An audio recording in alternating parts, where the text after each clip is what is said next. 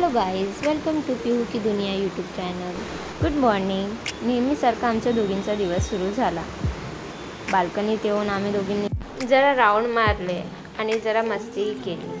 आमच्या दोघींचं तसं खूप मस्तच चाललं आहे. बिकॉज ऑफ मी जेव्हा किचनमध्ये येते तेव्हा माझी लेकही माझ्या मागे मागे किचनमध्ये येते आणि मला जरा मदत करते. बिचारी खूप काम करते.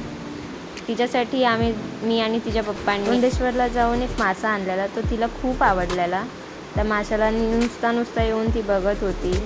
माशाला पकडायचा प्रयत्नही करत होती. त्याला मी जारमध्ये ठेवलं आहे. त्याच्यासाठी तेवढी स्पेस खूप आहे. तो लहान असल्यामुळे तिला तो खूप आवडतो. तिला विचारलं ना की फिश कुठे दाखव, फिश कुठे, का ती बरोबर दाखवते की हे बाई इथे करून. गेल्या आठवड्यापासून मला समजलं आहे की माझ्या पुरीचा एक फ्रेंडही आहे जो समोरच्या बिल्डिंगमध्ये राहतो. म्हणजे तिच्याहून 2 का 3 महिन्यांनी तो लहान असेल. आता तो 6 मंथचा आहे. त्याची मम्मी, त्याचे आजोबा त्याला घेऊन त्या बाल्कनीमध्ये राऊंड मारत असतात.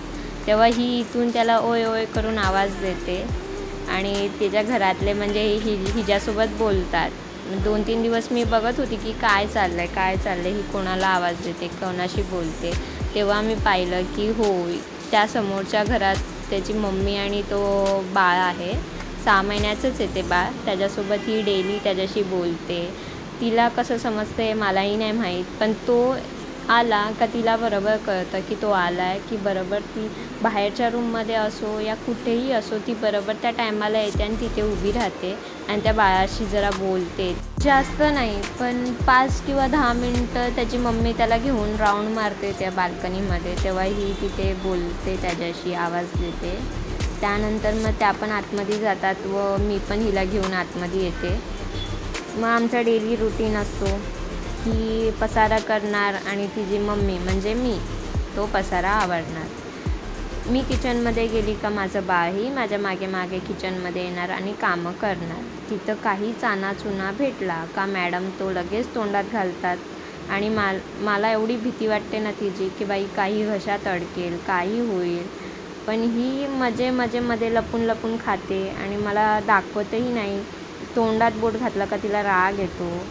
तिच्या तोंडातलं कोणतीही वस्तू तिच्या तोंडातली काढायची नाही, असं तिचं आहे.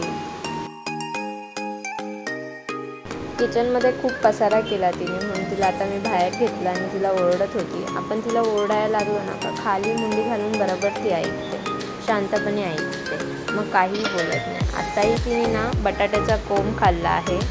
ती चघळते येतो आणि कळू नये म्हणून ती हसून दाखवते मला. आणि मला ते म्हणजे मी बोलली काय खाते म्हणून तिच्या तोंडात बोट घालून पाहिलं तेव्हा मला बटाट्याचा कोंब भेटला. मी ओरडू नये म्हणून ती मला मस्का मारण्यासाठी माझ्या मांडीवर येऊन काय झोपते, मला लाडीगोडी काय करते. पिल्लूचे आई, बाबा आणि पप्पा असले का पिल्लू मॅडम शेर असतात. मग तिला कोणीही रोखू शकत नाही. मी सुद्धा रोखू नाही शकत. मस्ती करते, एवढा धिंगाणा करते, एवढा पसारा काढते ना की उचलणाऱ्याची वाट लागते. आत्तासाठी एवढंच. Tata, bye bye. भेटूया नेक्स्ट व्हिडिओमध्ये. लाईक करा, शेअर करा आणि सबस्क्राईब करायला विसरू नका.